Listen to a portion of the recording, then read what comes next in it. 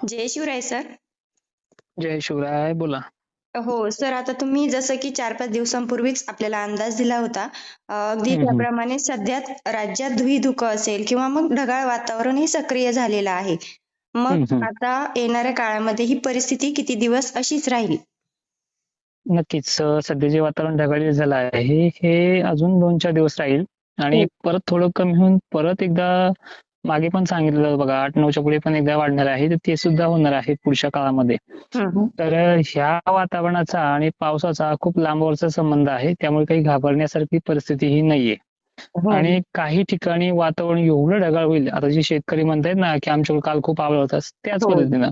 हं. आणि थोडे गरमीचे अपवाद आहेत. त्यामुळे 4-2 थोडे तुरळक भागात जर पडले, तर उदाहरणार्थ आजची सोलापूर, सांगली, बीड वगैरे भागामध्ये हं, ते हं. नुकसानकारक ठरणार नाही किंवा ते पडणारच नाही. पण 4-2 ठिकाणी एखादा थेंब तुटला, अचानकच तुटेल हो. आणि ते गावं लक्षात पण येणार नाही बऱ्याच ठिकाणी. जर सांगायचं तात्पर्य झालं, तर एखाद्या जिल्ह्यामध्ये एखाद 2 गावांना एखाद्या ढगातनं बारीक-सारीक थेंब तुटला. हं, हं. एवढ्या ताकदीचं ढग आज 3 तारखेला सुद्धा ऍक्टिव्ह होतील.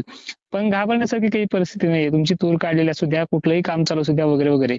हो, हो. आता ह्या पावसाची लेंथ, ह्या वातावरणाची सक्रियता ही 4-5 तारखेपर्यंत कायम असणार आहे. त्यानंतर थोडंसं काहीतरी कमी झाल्यासारखं होईल वातावरण. हो. पण जी काही व्हिजिबिलिटी आहे, ज्याला आपण अंधुकपणा म्हणतो दिवसामध्ये, तो हं. देखील असाच ढगाळलेला मात्र निरंतर संक्रांतीपर्यंत म्हणलं तरी चालतं इथपर्यंत तो राहू शकतो. फक्त मध्ये-मध्ये 6-7 तारखेला थोडंसं क्लिअर झाल्यासारखं वाटेल, वातावरण गेल्यासारखं वाटेल. परत 8-9ला ते ऍक्टिव्ह होणार आहे. अशाच प्रकारचं आभाळ घेऊन येणार आहे. आणि मागे जसं तुम्हाला रेकॉर्डिंगमध्ये विस्तृत स्वरूपामध्ये सांगितलं होतं, की जानेवारी महिना आणि हं. डिसेंबर महिना हा थोडा डिफरंट वातावरणाच्या रेषेमध्ये चालणार आहे. ज्यामध्ये थंडी जशी कडाक्याची गेली, लगातार कुठलाही मोठा अडथळा याच्यामध्ये आला नाहीये. हो. पण जानेवारी असा महिना आहे, याच्यामध्ये सकाळच्या पहारची थंडी, रात्रीच्या वेळेला पडणारी थंडी एक मिडियम आणि मेंटेन लेवलमध्ये चालेल. ज्यामुळे फारसा हिवाळा कडकही वाटणार नाही आणि निव्वळ उष्णताही वाटणार नाही. अशा प्रकारचा हा जानेवारीचा शेड्यूल राहणार आहे. आणि जानेवारी महिन्यामध्ये असे एका पाठोपाठ एक लो प्रेशर देखील येत राहणार आहे. तर त्याच्या पण तारखा जाहीरच करतो. पहिलं आज बघितलं आपण WDचा प्रभाव जो तुम्हाला 31 तारखेला मी हिमालयापाशी सांगितला होता. हो, आणि हो. त्यानंतर 1-2 तारखेला ढगाळलेलं वातावरण वाढणार आहे. ते कालपासून वाढलं पण आहे.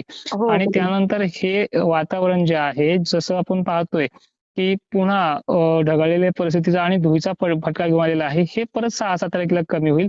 परत 8-9ला परत याची ऍक्टिव्हिटी वाढेल. परत ते कमी होईल आणि परत 14-15 येईल. मग लो प्रेशरचा प्रभाव काय आहे?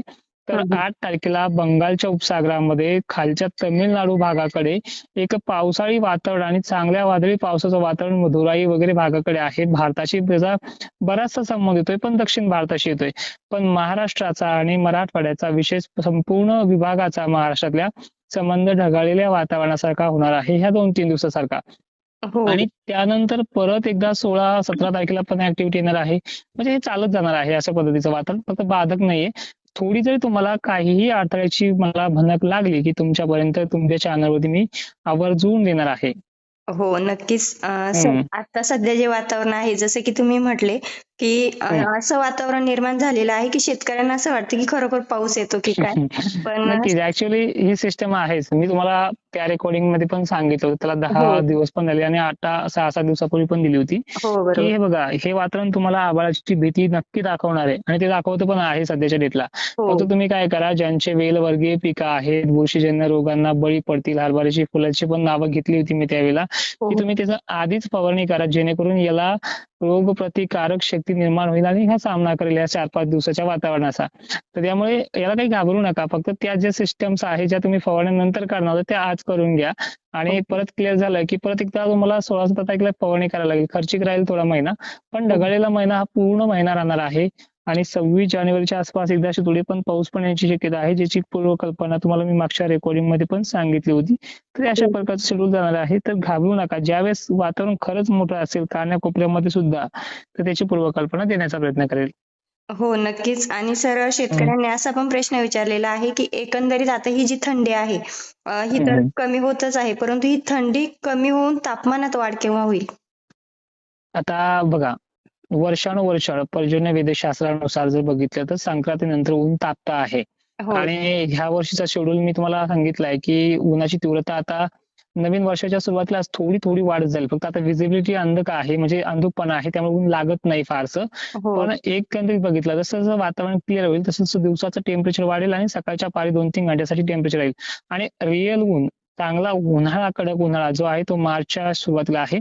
पण हे जानेवारीमध्ये सुद्धा जसं जसं संक्रांत होते तसं तसं उन्हाची एक एक अंशनी पायरी ही 2 दिवसाला, 6 दिवसाला, 8 दिवसाला वाढत जाते.